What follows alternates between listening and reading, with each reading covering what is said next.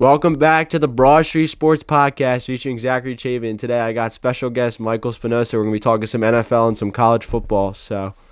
Yeah, can't wait. It's going to be a big weekend. Yes, sir. So, first and foremost, we got ourselves a big game tonight. We got a division clash between the Packers and the Lions. What are you looking forward most to this game? The Lions defense, it's struggling. Injuries, they need to step up if they want to be a Super Bowl contender. Yeah. It's like the Lions. I know they've been dealing with injuries in the front seven, but their secondary has been a consistent issue. Like I know they're putting a rookie out there, but like they tried to make improvements after last year's secondary wasn't great, but it just doesn't seem like the guys they bring in make that much of an impact because like there'll be times when their defense really can't show up and like I would like to say it causes them to lose, but their offense is just like their team is just like it steps up when it needs to be. They won't play well. Like for example, they didn't play well against the Texans and still won the game. So like it just really comes down to if the Packers could take advantage of the Lions' mishaps on defense and if anything happens on offense. So They're gonna need to contain Jordan Love, and they're gonna have to hope he throws a couple interceptions for yeah, them to win. who do you ultimately have winning this game though?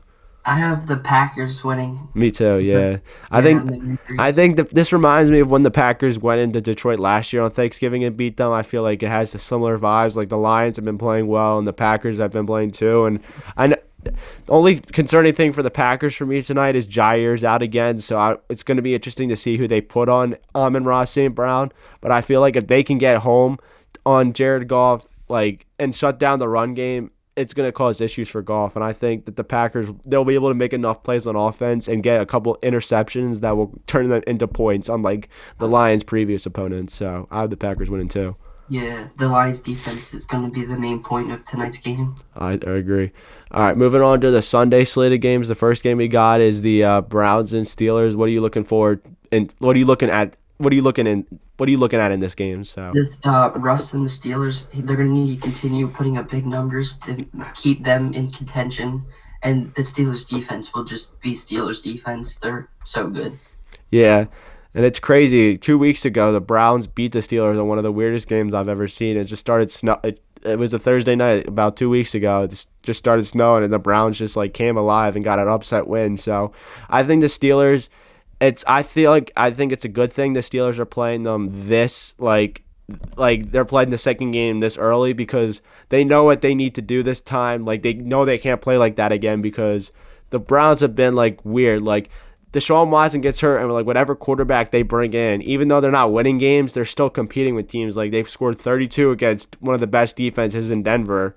And then they beat Pittsburgh with one of the best defenses. So they got to keep things under control, in my opinion. I do ultimately have them winning this game, but it's like you can't take this team under account, and like you can't let them get ahead on you because like when you give them an opportunity, it seems like they take it. Even if they're not winning it, they're like a dangerous team where like you can't take them out of consideration.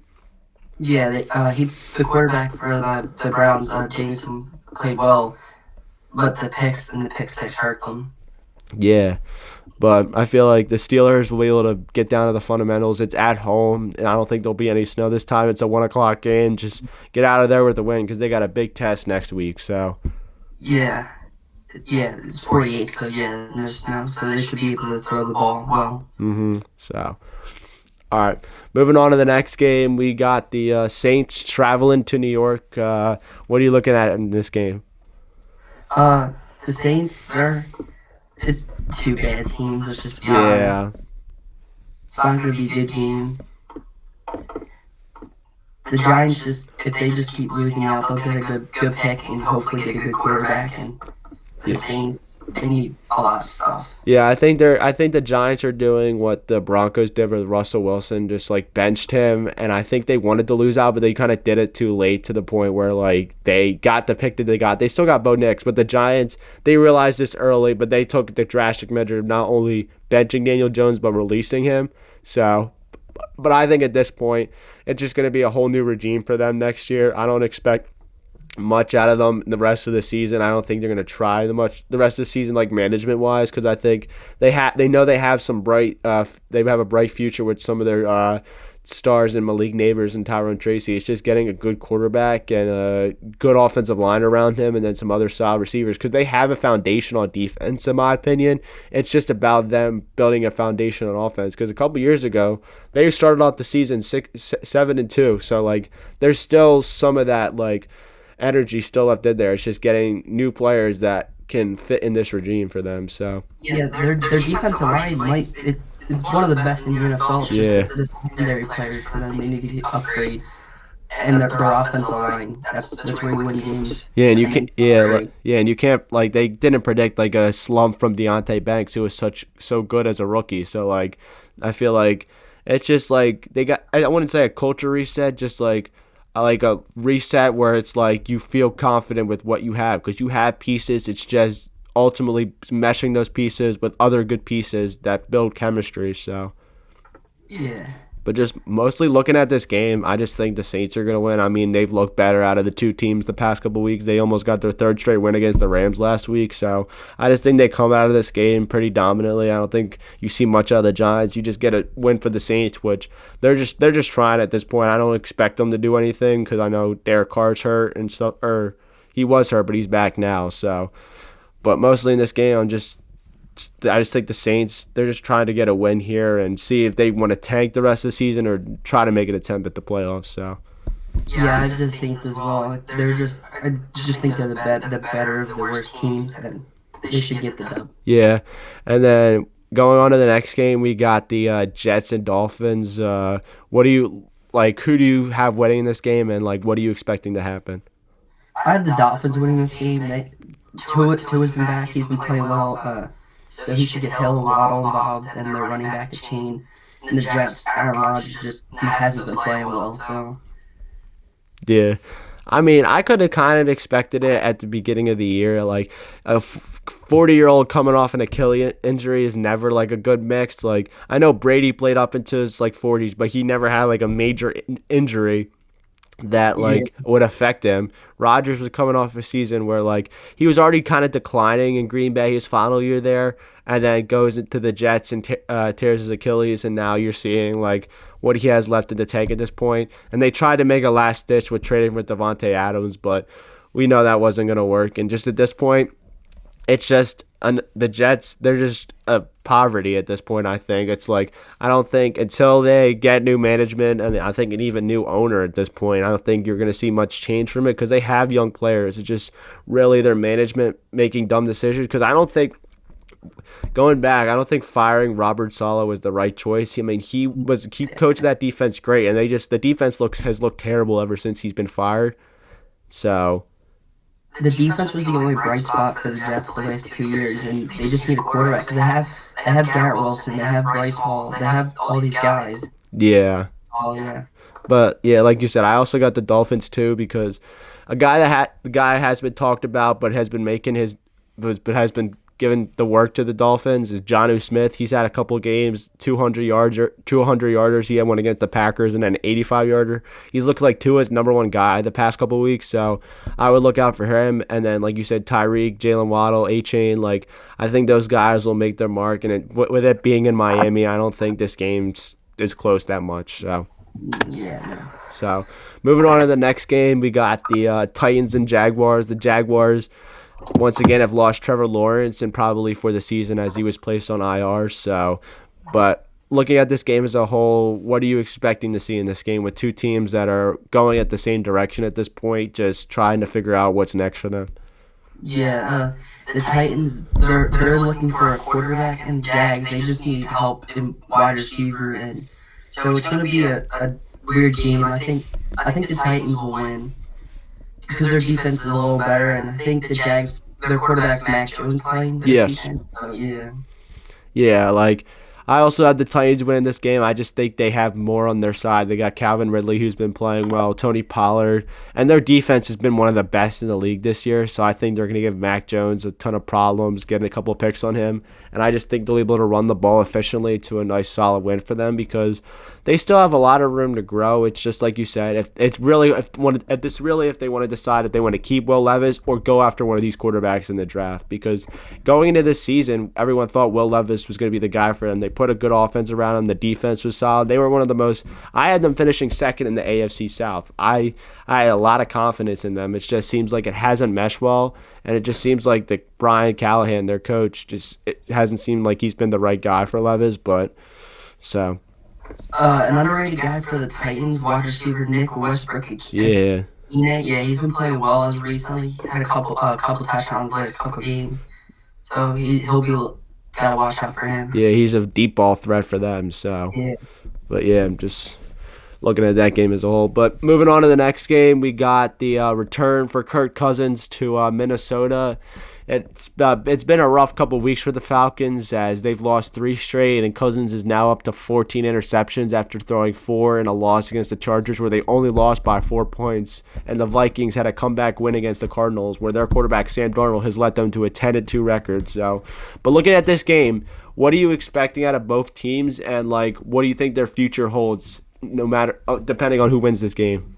Well, the Vikings have been probably the surprising team because with J.J. McCarthy going down, no one thought they would be in this position. But I mean, one lost to the Lions, and they're right on top of the North. So anything for them. Yeah. But the Vikings should win this game because Sam Darnold has been playing well. The Vikings have a good defense, and Kirk Cousins and the Falcons just haven't gotten things clicking with the pick and all the turnovers. Yeah, I mean, Brian Flores has been a godsend for them this year. He's been coaching a great defense. Their additions of Jonathan Grenard, who already has 10-plus sacks. Andrew Van Ginkel has been great for them. Bringing in a guy like Stephon Gilmore. They're bringing in these young and veteran players to help a defense that was already young mesh together well, and it's paid its dividends. Like, they have guys in there ready to play every week, and it's because Brian Flores is coaching them up every week to play great defense, and it's been showing. Like, yeah, the veterans in the locker room are helping the young guys on that defense, and it's just showing. They're 10-2, and I don't think probably the biggest surprise in the NFL. Yeah, and like you said, I also have the Vikings winning this game. So, but moving on to the next game, we got the Panthers and Eagles. As a Eagles fan, what are you looking most for in this game? Like, what do you just want to see? Well, the Panthers, the last couple weeks, they played the Chiefs well all the way up until who they play last week? They played the Buccaneers and took them to overtime. Yeah. So the Eagles defense, I want to see how they play. They should play well as they've been all year, and the offense, I want to see them score like 45 points at least. Put up a big number, and the starters, I hope they're up by like the middle of the third, end of the third. Yeah, I agree. Like this game, I'm like this is a game where I don't want to say it's gonna be a cakewalk because I'm not gonna disrespect the Panthers. They've been playing good football and they've been doing it at an efficient pace. I feel like Bryce Young, he's improving as a player, so I feel like the future's bright for him. So it's just getting wide receivers around him. I just would say you just gotta play up to your standard.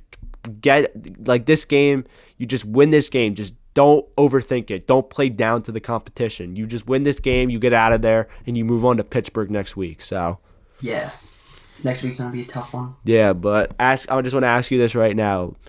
As of right now, where the Eagles stand, what do you expect? Like, not like I'm trying to think, not like what do you expect of them? Like, what could you see their future being as the season goes on and we go into the playoffs in a few weeks?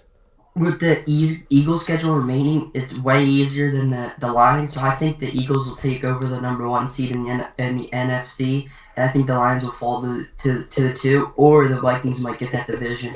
Yeah. Like anything's possible at this point. So it's going to be really interesting to see what happens. But I mean, with the Eagles right now, they just control their own destiny at this point. Like they just got to keep winning games. They don't got to worry that I like what Sirianni's saying to these players. Don't worry about what's going on outside. Just worry about what's going on every week. Their mindset every week is to go 1-0. And I agree with that mindset. That's what's gotten them to this point and what's made them one of the most dangerous teams in the NFL right now. I just think they got to keep to that mindset, keep running the ball on teams until they can stop it. And if they do stop it, keep running it again because they're eventually going to get tired by this offensive line pushing them around.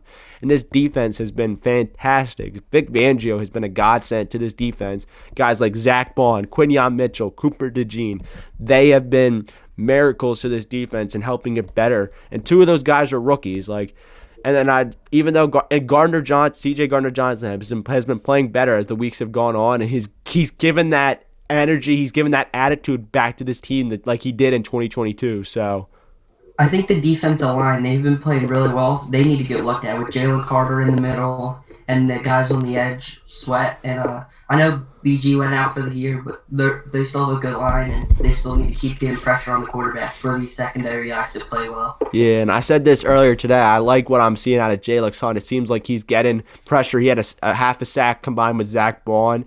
I feel like if he keeps improving, he could be that like BG replacement for us. Like get those snaps and like produce because he has been. So. Yeah.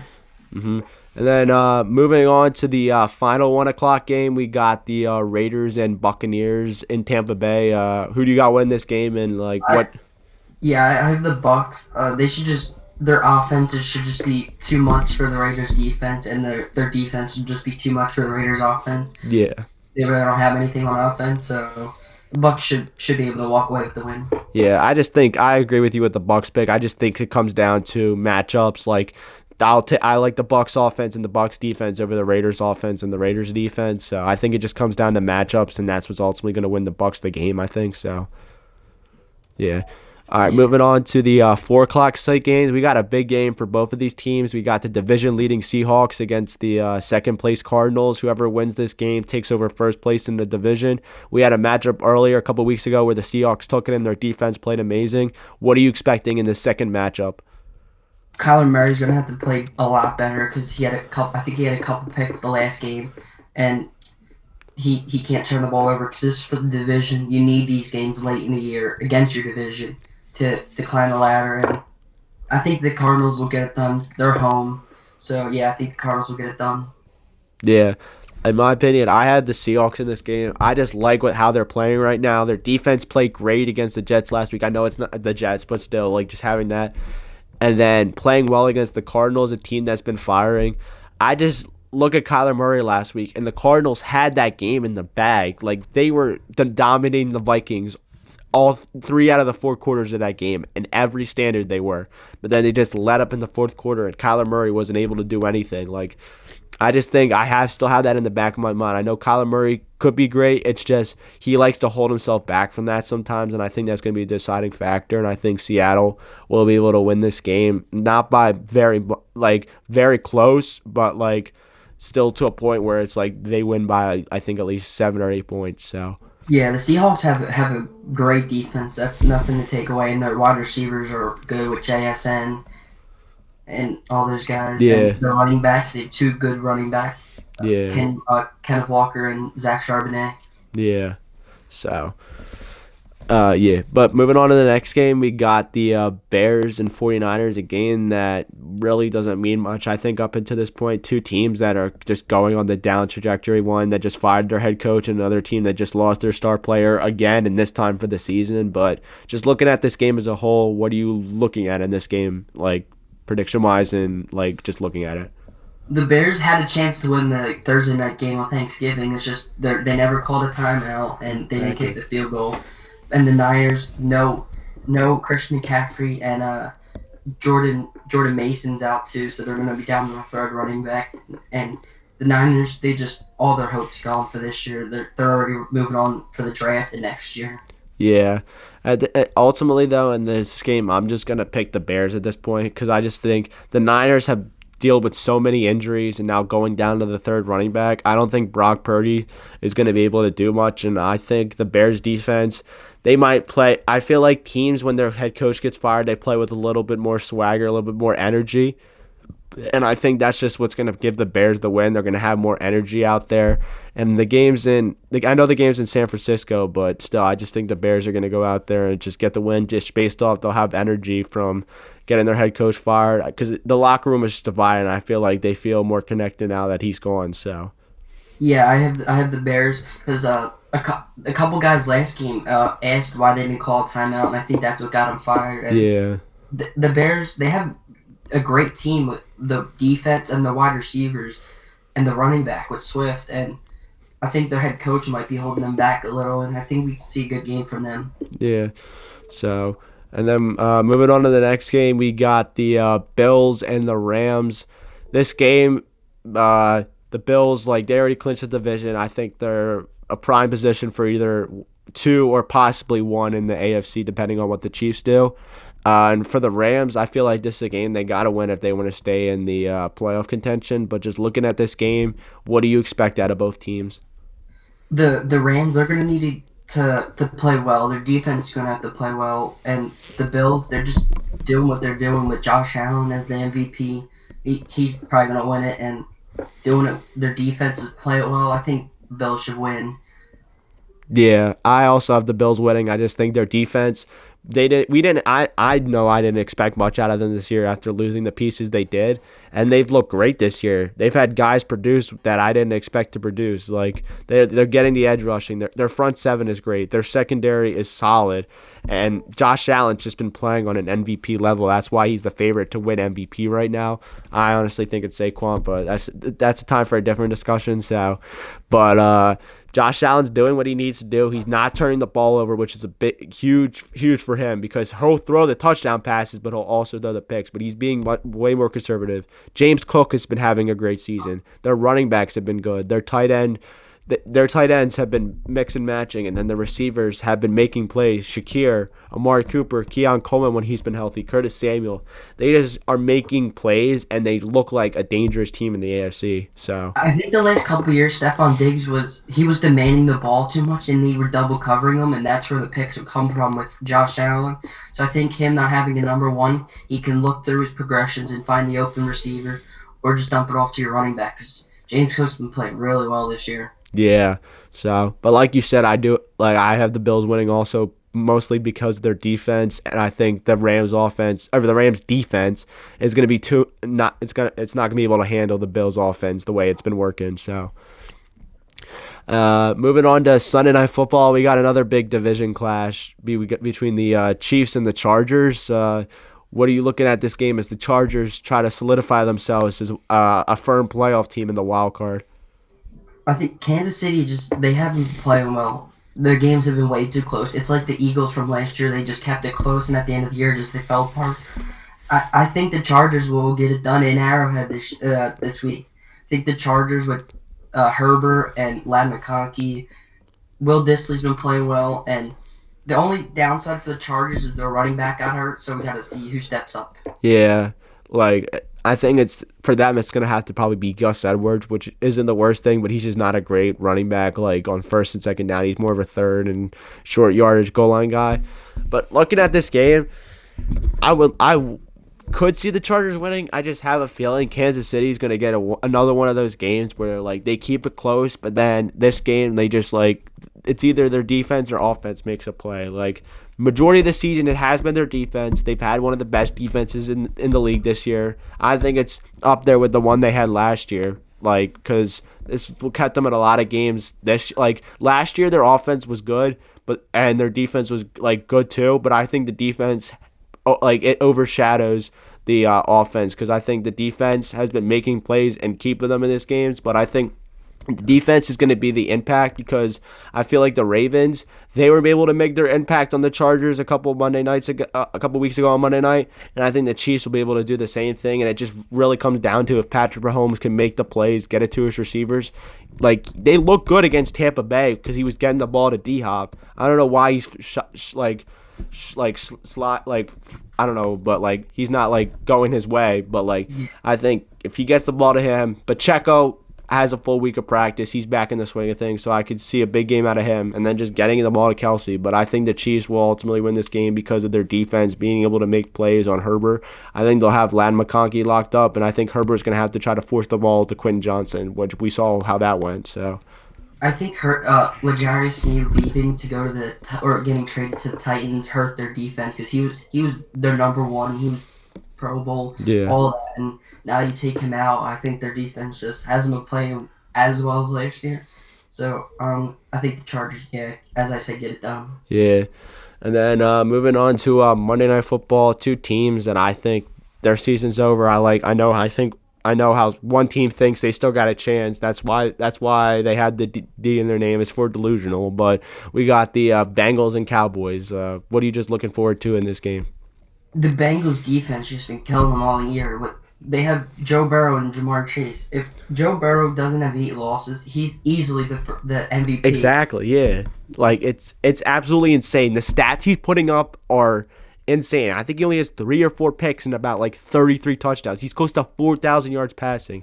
If you swap their record right now and they're 8-4, Joe Burrow is the favorite to win MVP right now. But it's just like you said, their defense. Their defense has been terrible. You gave up nearly 40 points to a Steelers-led offense with Russell Wilson.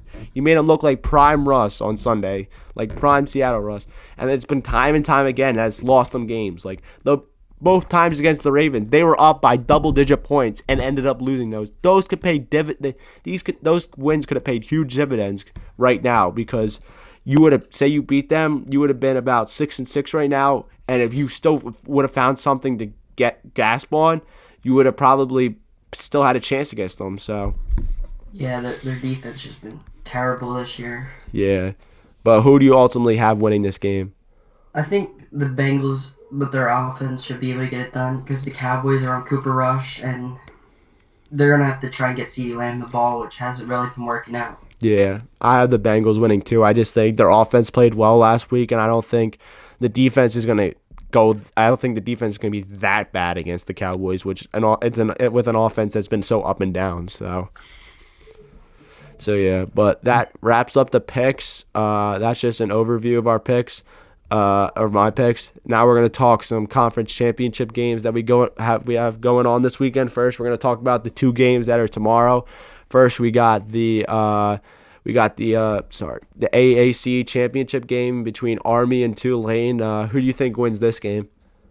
I think Army. When everyone thinks of like these military academies, no one thinks about throwing, and Army has a good quarterback, and he can actually throw the ball. So I think Army beats Tulane. Yeah, I agree with that too. Army's been a surprise this year, and usually these surprise teams find a way to perform when it matters most. And I think, like you said, Army has a good passing game, which is always a good sign.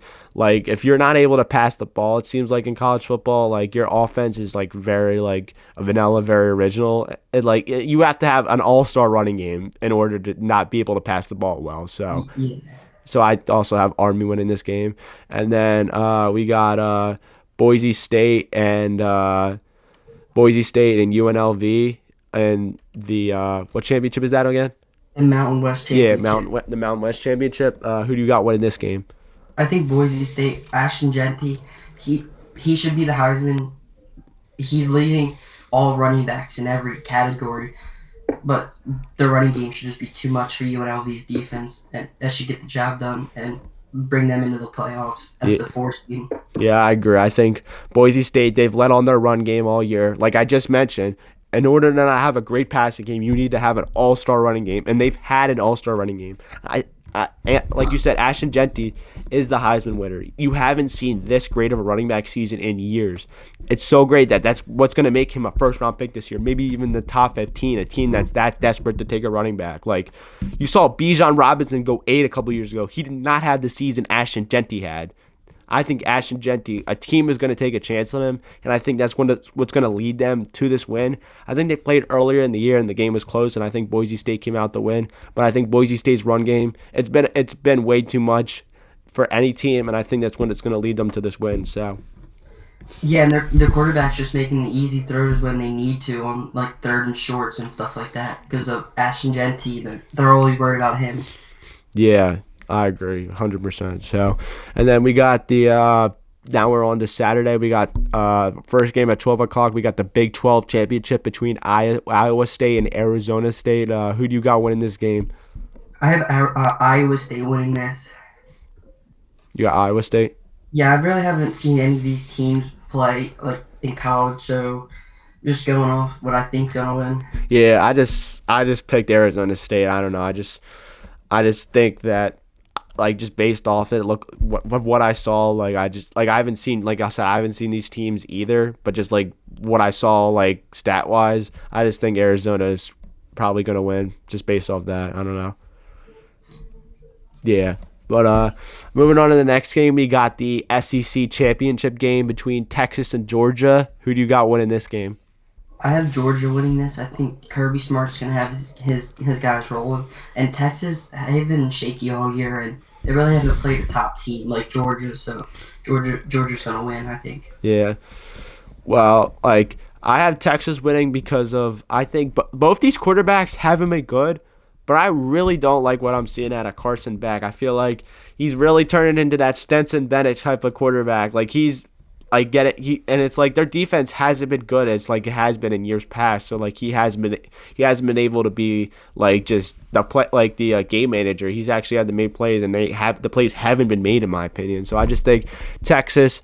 I like what they're doing a little bit more. It is concerning though that they haven't played much competition. If I'm not mistaken, did Texas beat Georgia earlier in the year? Or did Georgia beat Texas? Um,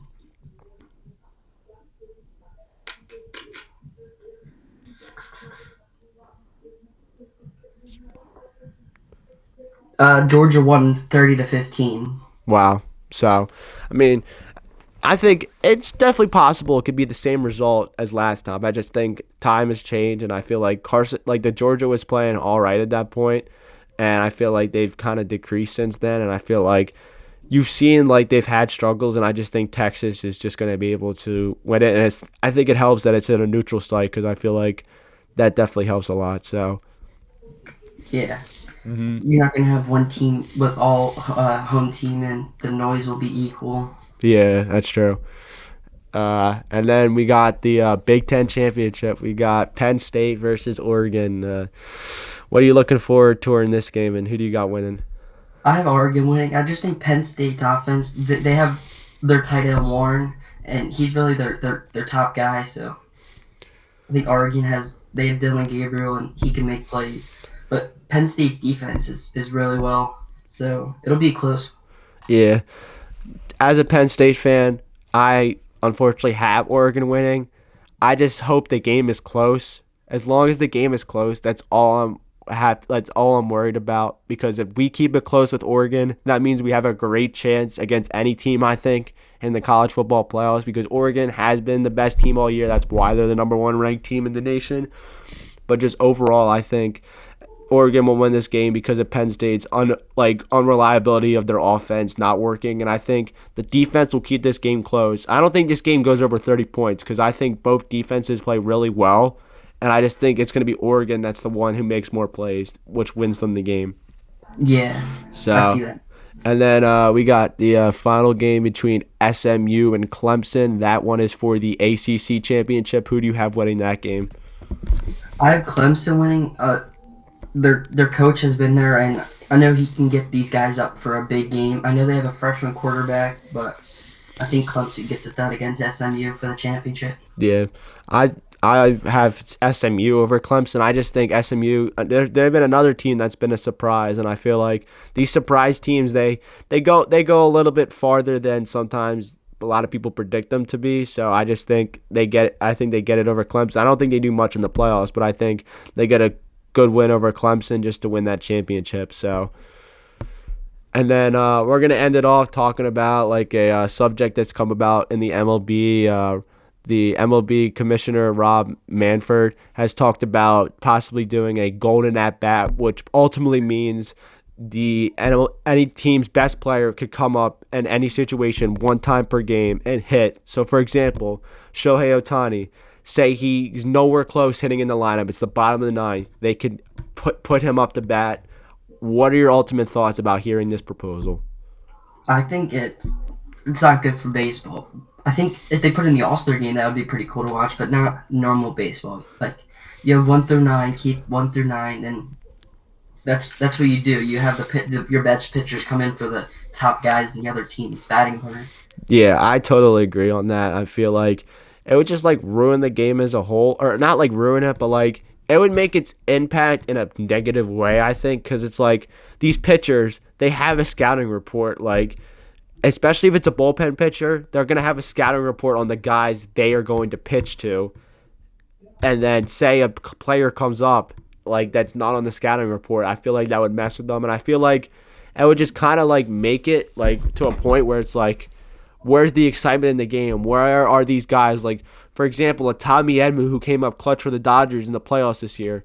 We would not be able to see those type of guys, like guys who are heroes for a team, step up when it matters most. That's the definition of a walk-off. It's supposed to be, it's not always supposed to be the best player. And you said this to me yesterday. If they do this, the person who's going to get the most blame if that team loses is the player that got called up to bat for that golden at bat. So I feel like it would put a lot more pressure on the best players on the team or managers that think the best player who should go up there for them in that situation, even if it's not the best player. And I just think it would ruin opportunities for other people to become superstars or become a hero or star in the game as a whole.